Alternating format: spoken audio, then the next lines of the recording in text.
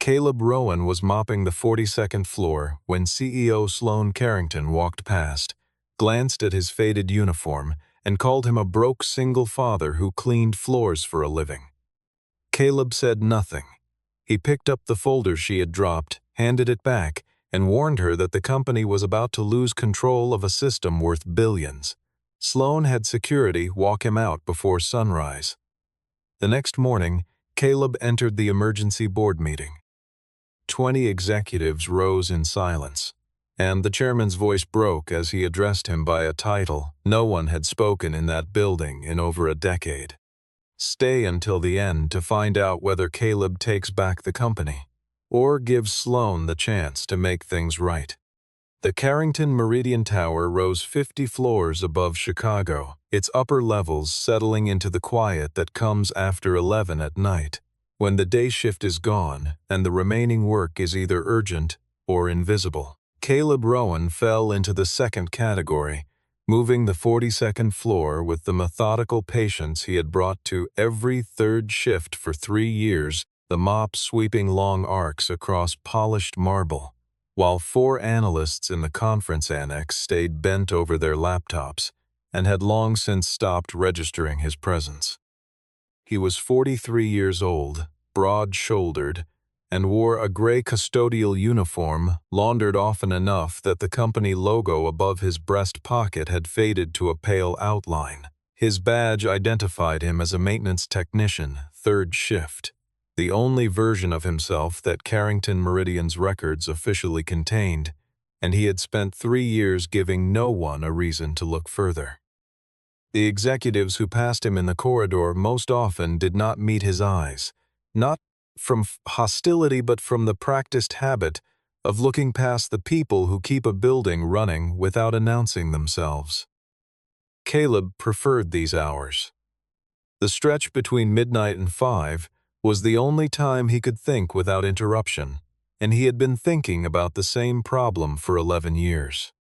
Through the tall glass wall of the main conference room, the technical team had been at their troubleshooting session long enough that empty paper cups had collected along the side table, the lead engineer pacing in front of a large display covered in diagnostics while the others sat with crossed arms and carefully neutral expressions.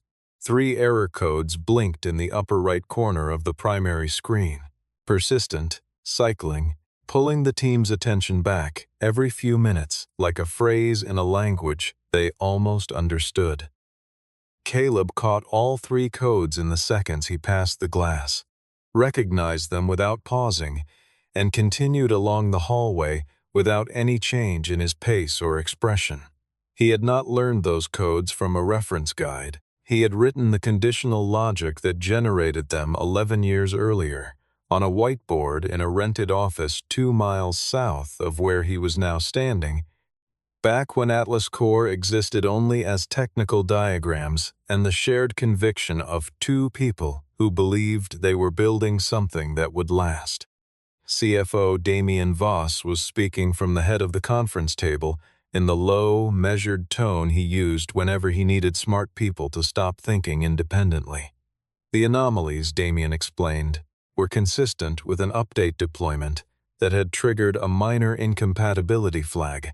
Nothing structural, nothing a standard rollback couldn't resolve before business opened the following morning, and he delivered this with the finality of a man not just describing a situation, but ending the discussion around it.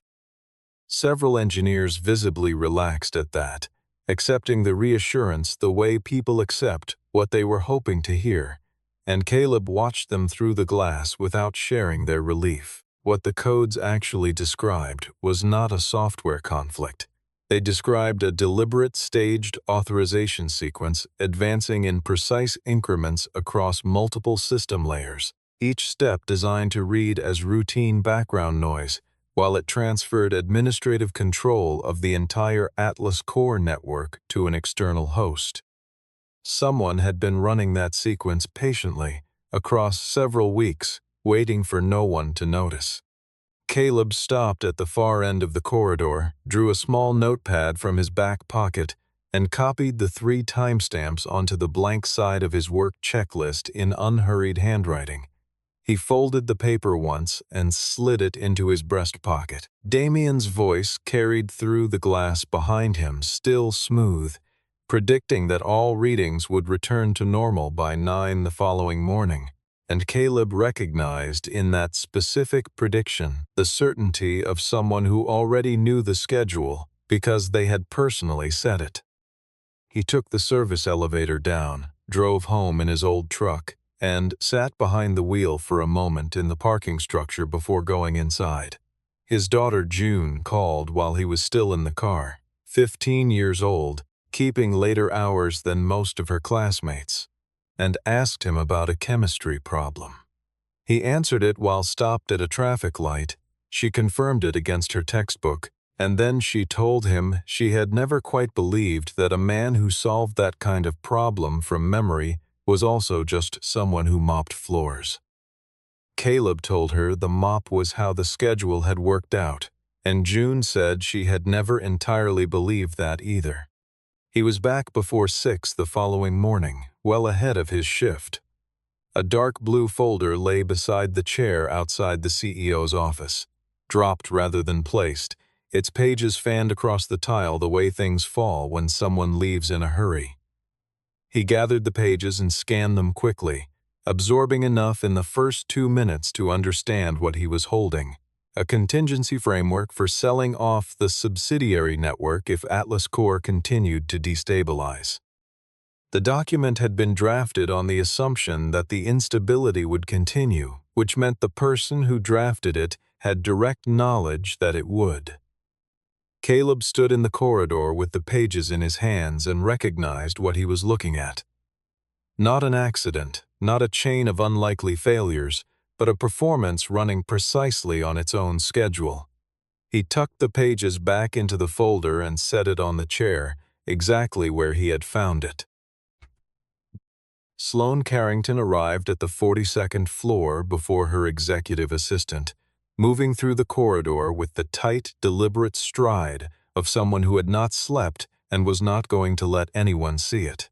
She stopped when she saw Caleb outside her office door, holding the dark blue folder flat in both hands.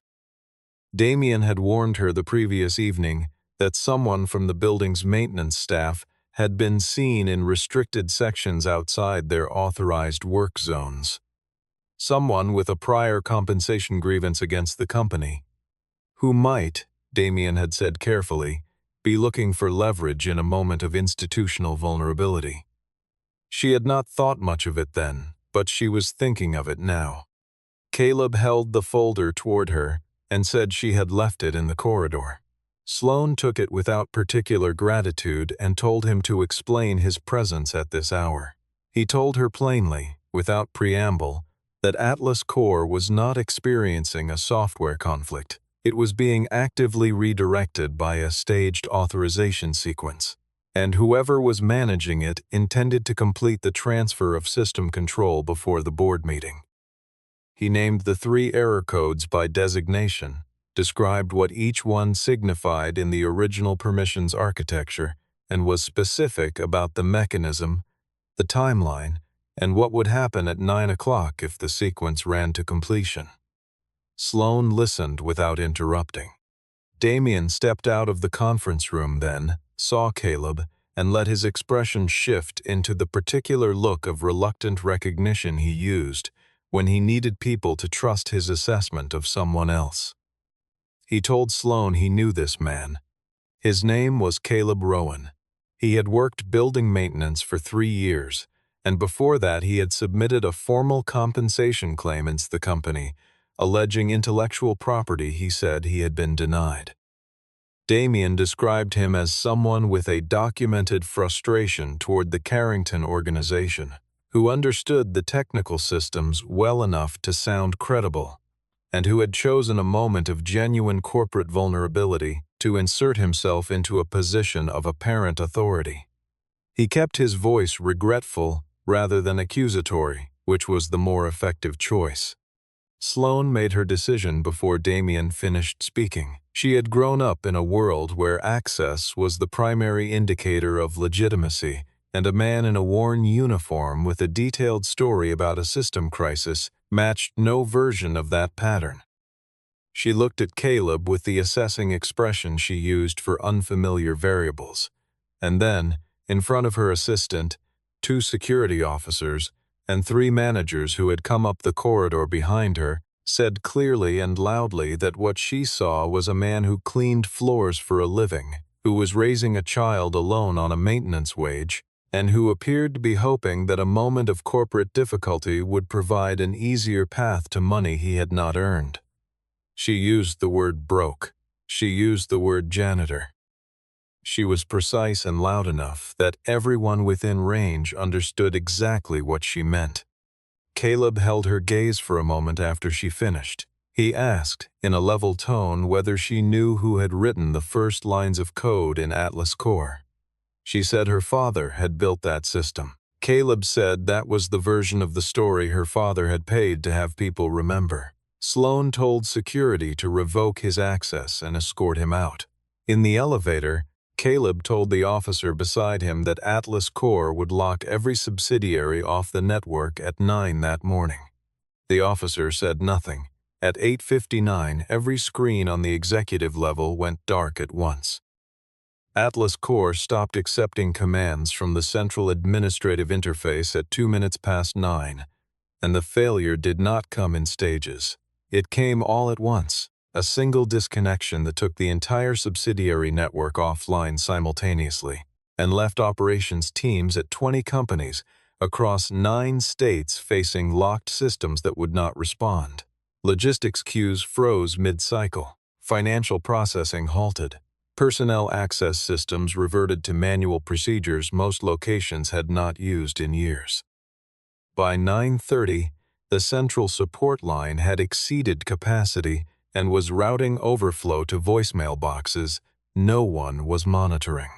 The building's technical staff moved through the executive floor with the controlled urgency of people trying to appear calmer than they were, and Sloane stood at the head of the conference table absorbing damage estimates with the stillness of someone who has decided not to be seen panicking. Damien Voss moved past the initial shock with remarkable speed and was already presenting a response framework before the first hour had elapsed. The failure, he argued, was consistent with a sophisticated external attack. Exactly the kind of event that required a specialized emergency recovery partner rather than the company's existing technical resources. He placed a summary on the table describing the services of a firm called Voss Capital Partners, presented as an independent advisory group with no prior relationship to Carrington Meridian and a strong recovery record. Sloane was studying the summary and preparing to ask about mobilization timelines when Lila Brooks set her copy of the proposed emergency service contract flat on the table and said she needed everyone to pause. Lila had been Carrington Meridian's new general counsel for just under 3 months, and she had spent a meaningful portion of those months cataloging the gap between what Damien Voss said in meetings and what the underlying documents actually contained. She pointed to a clause buried in the contract's 3rd addendum granting Voss Capital Partners the right to assume operational control of any Carrington Meridian asset that failed to demonstrate functional recovery within 72 hours of engagement. Benchmarks defined entirely by Voss Capital's own assessment criteria, which meant the firm would evaluate its own performance against standards it had written. This was not a service agreement, Lilasa said. It was a conditional transfer instrument. If recovery failed or was allowed to fail, Voss Capital Partners would acquire legal authority over assets worth several times the quoted fee. Sloane set her pen down. She thought about the man in the gray uniform who had named the exact failure time 12 hours before it happened. She told her assistant to find Caleb Rowan. The assistant came back 15 minutes later to report that the building's maintenance contractor had already terminated his employment at the direct request of the facilities management office. A request submitted, the records showed, by the CFO's administrative team, filed before the system failure completed. Caleb was at his kitchen table when June came in and stopped when she saw the metal case he had placed there, flat, gray, old, with a combination lock on its clasp that she had seen once as a young child and had been told not to touch. She sat across from him without speaking and watched him open it carefully. Inside were rolled technical drawings, photographs of a group of people in front of a whiteboard covered in system diagrams, and a laminated identification badge. Caleb Rowan, Chief Systems Architect, co-founder. June looked at the badge for a long moment. She asked why he had never shown her any of it. Caleb said he had believed that staying quiet would protect them from further damage, that accepting the terms you are given costs less than fighting a battle you cannot afford to lose. June said quietly that the quiet had not protected them. It had protected the people who took his work and let them keep taking it. The system back at the tower broadcast its final automated alert at that moment. Central Administrative Authority would transfer permanently in 6 hours unless a verified override was entered by an authorized party. Thomas Whitaker read it from his office on the 40th floor, set his glasses on his desk, and called Sloan directly to tell her she needed to find Caleb Rowan before the board assembled. Sloan found Thomas Whitaker in his office with the door closed, and a folder open on his desk that he had clearly been studying for some time. He was 64 years old, had served on the board since the company's 3rd year of operation, and had the manner of a man who has been waiting a long time for a particular conversation to become unavoidable. Sloan asked him why. If Caleb Rowan truly knew something useful, the man had spent 3 years cleaning the floors of a building he had supposedly helped build. Thomas closed the folder, put his hands flat on the desk, and told her it was time she understood something about how her father's company had actually come to exist. The founding arrangement had been simple. Everett Carrington brought capital and client access, while Caleb Rowan designed and built the technical foundation that gave the company something worth investing in. Atlas Core was Caleb's work from its first architecture diagram to its final compiled version, and the early operations team, many of whom now ran subsidiary companies across 9 states, had been hired, trained, and developed almost entirely by Caleb during the company's first 4 years. When his wife became seriously ill, Caleb transferred his operational authority temporarily to Everett so he could focus on her care. Damian Voss had used that transfer, with Everett's eventual knowledge and consent, to prepare a restructured ownership document that reclassified Caleb's equity as a consulting arrangement already terminated by mutual agreement. A reclassification that had no valid legal basis and that everyone involved understood was not what it claimed to be. Everett had signed anyway because Atlas Core had exceeded every projection, and the institutional investors he was courting responded better to a sole founder than to a partnership. Thomas said he had objected, had threatened to go further, and had ultimately done nothing. Because Everett Carrington, at the height of his influence, was not a man many people chose to confront for the sake of an absent colleague. He said this was the thing he was most ashamed of, and that he had carried it for 11 years. Sloan went to the company's physical archive on the 38th floor and pulled the oldest materials she could find. In a drawer of framed photographs from the founding period, she found one that had been slightly altered. The left margin lighter than the surrounding image, a visible line where something had been carefully cut away, and the person who had stood beside Everett in the original had been removed entirely. Lila produced the document that made the case undeniable, a set of legacy tax filings from the company's earliest years showing the Rowan family trust as the holder of 26% of the founding equity, with no corresponding transfer document in the current record system showing those shares had legally changed hands. Sloan drove to Caleb's apartment that evening without a security detail or an assistant, and she had to ring the buzzer 3 times before he answered. When she asked him to come back and help stabilize Atlas Core, he asked whether she was looking for the company's co-founder or for a maintenance technician who happened to know a useful sequence of commands.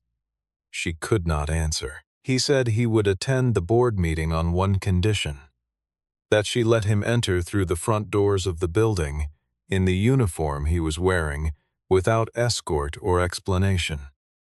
Sloan looked at the faded gray uniform and understood, fully and without ambiguity, that he intended to walk into that room as exactly what he was, and that her acceptance of this condition was the beginning of what he needed from her. The emergency board meeting began at 8 in the morning, with 22 people present.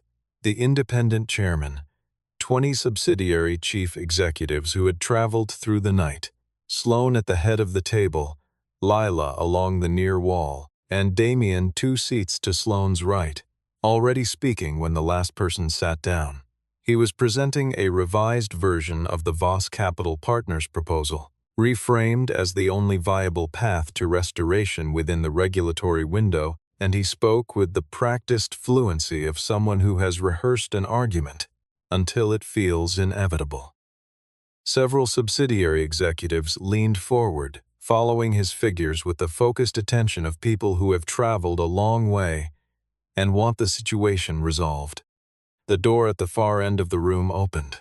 Caleb Rowan walked in wearing the same gray custodial uniform he had been wearing when Sloan humiliated him 2 days before.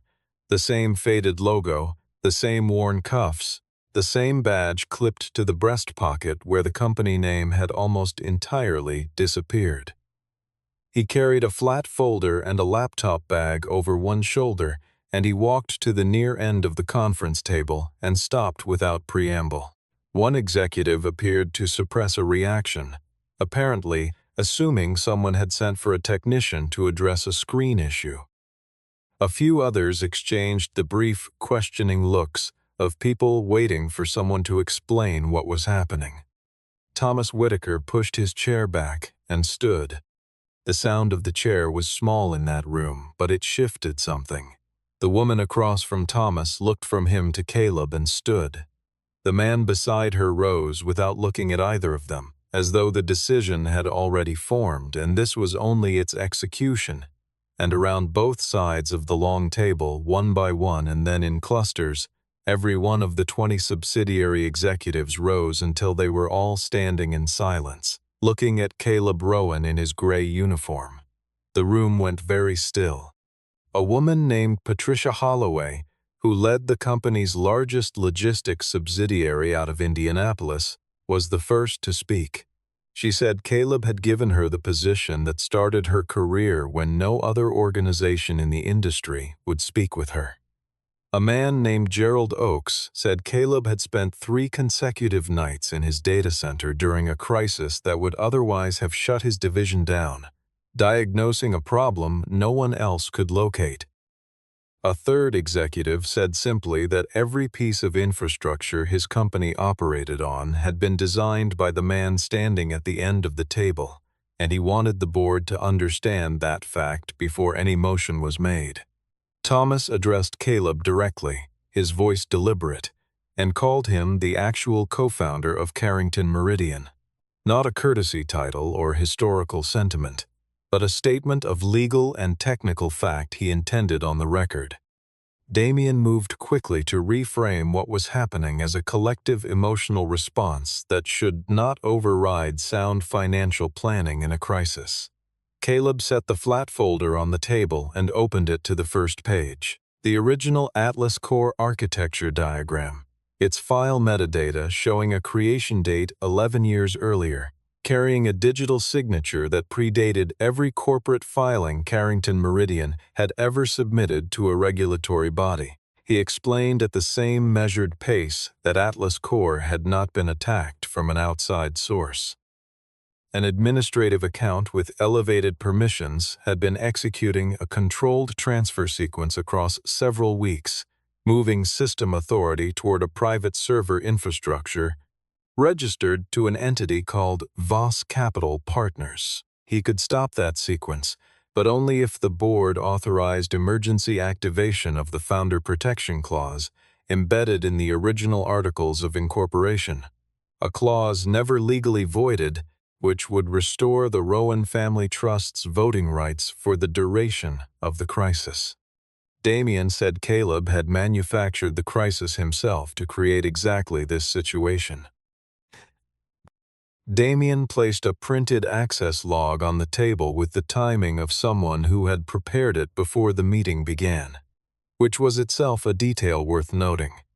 The log showed a maintenance access badge registered to Caleb Rowan entering the server infrastructure corridor on 3 specific evenings, each one falling within the windows when Atlas Core had first reported unusual activity, each time-stamped with the careful legibility of a document intended to be persuasive at a glance. Damien pointed to the entries and asked the room to reason plainly. The one person who understood Atlas Core better than anyone currently on staff, the one person with documented reason to feel wronged by the Carrington organization, had been present in restricted areas on the exact nights the damage was done. Some executives who had been standing sat back down, not all of them, but enough to shift the weight of the room. The evidence was not conclusive, but it was coherent, and coherent evidence carries particular force in a crisis when a financial deadline is approaching and people want a recognizable shape to hold on to. Sloane sat with her hands flat on the table, looking at the access log, then at Caleb, then at the log again. She had begun to believe him, but 48 hours of observation is not the same as trust that holds when someone sets a printed document in front of a room and puts your name at the center of it. Caleb did not argue with the document's existence. He asked, in a near-conversational tone, whether he could examine the complete raw log file rather than the printed summary, the full entry record across all access points for the relevant period, not only the subset Damien had provided. Damien said supplementary data would only introduce unnecessary complexity when the relevant entries were clearly visible. Caleb said the difference between a summary and a complete log is the same as the difference between what someone wants to show and what actually happened, and that these are not always the same document. After a pause long enough to function as its own kind of answer, Sloane authorized Lila to pull the raw file directly from the security system. The complete log resolved the question clearly. On each of the 3 evenings Damien had highlighted, Caleb's badge had registered entry into the server corridor at one timestamp while simultaneously registering activity at a service elevator panel on a different floor. A physical impossibility, indicating the access code had been duplicated and used by a second person while the original was in use elsewhere. The log also showed that the administrative account responsible for the transfer sequence had made its most significant changes during a 4-hour window on a Saturday, when the maintenance staff did not work. Caleb pointed to one additional detail.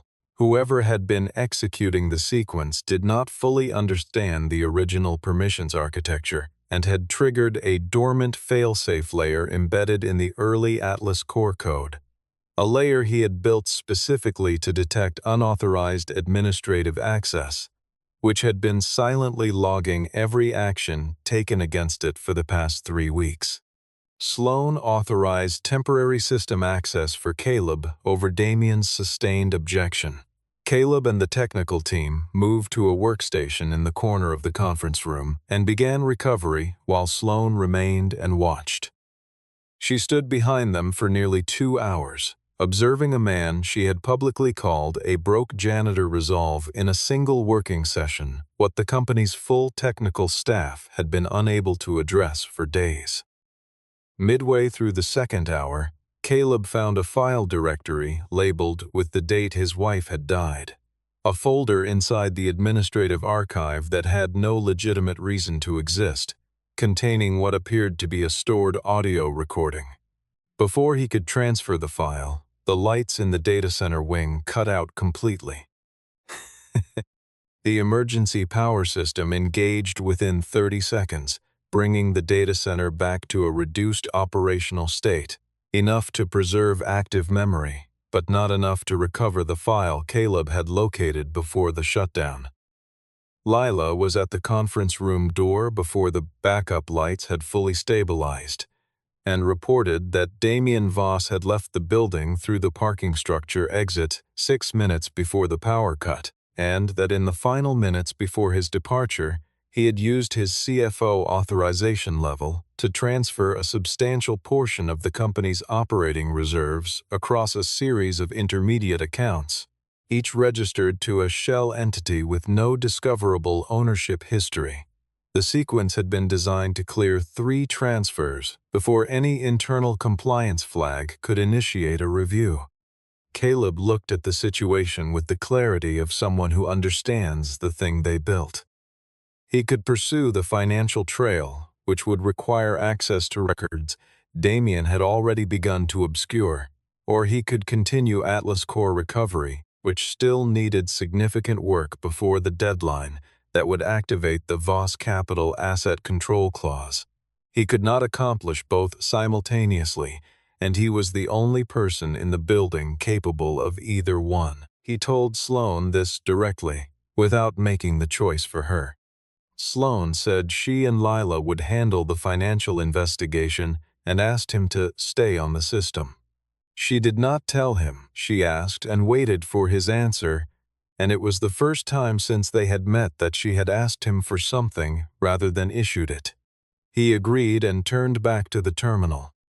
In the physical archive Everett had maintained in a locked room on the executive floor, Sloan found, in a folder of personal correspondence kept separate from the business records, an unsealed envelope in her father's handwriting addressed to Caleb Rowan, pressed shut but never sent, the paper inside stiff with age. She read it standing at the shelf.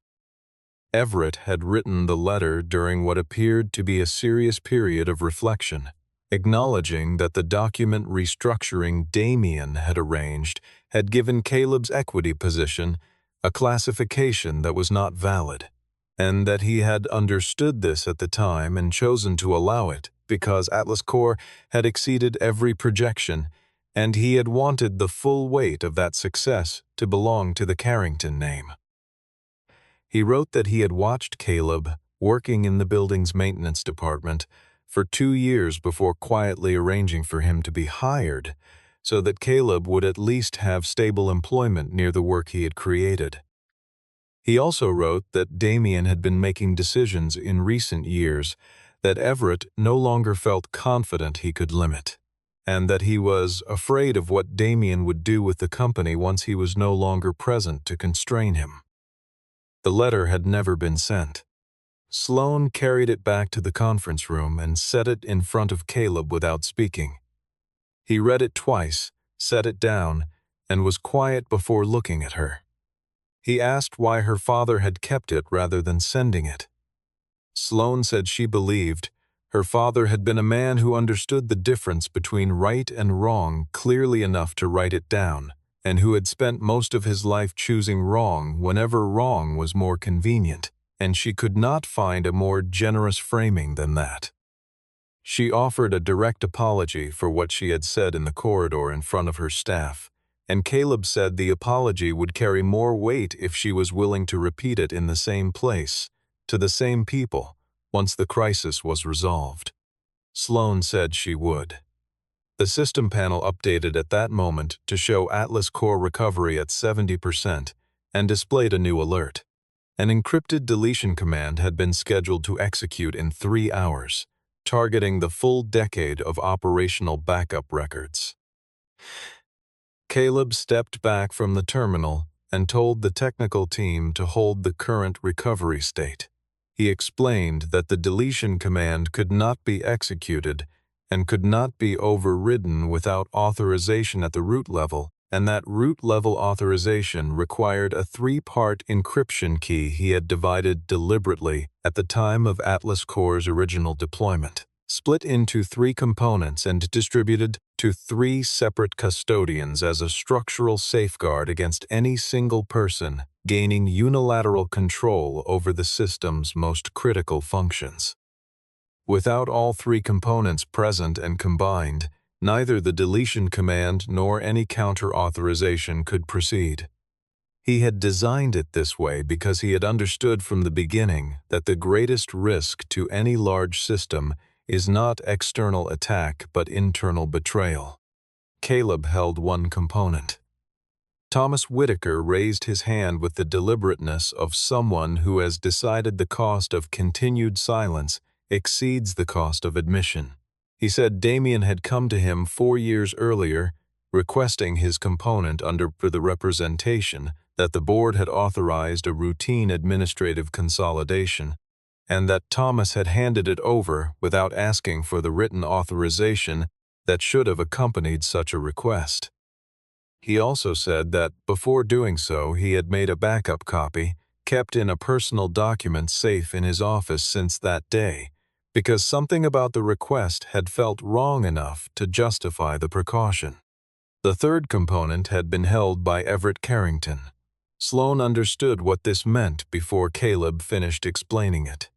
She reached into the inside pocket of her jacket and placed on the table the commemorative silver watch she had carried since the estate was distributed, a heavy piece with an engraved case back that she wore every day as a way of staying connected to someone she was still grieving.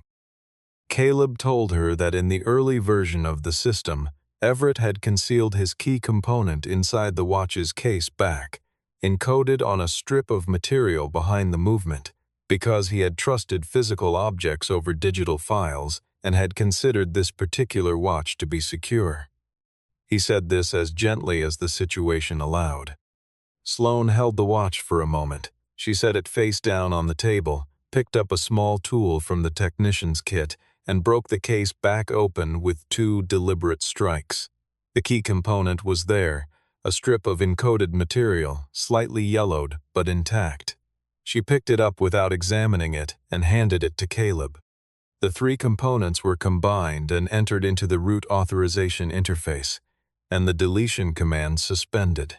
Full recovery of the backup records began immediately. While the restoration ran, Caleb's phone rang from a number he did not recognize.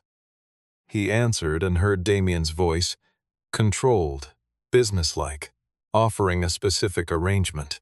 The deletion would be permanently countermanded in exchange for Sloane's agreement to terminate Caleb's involvement, execute the Voss Capital contract, and ensure that the historical account of the Carrington family's role in founding the company remained the official record going forward. Caleb relayed the offer to Sloane without editorializing.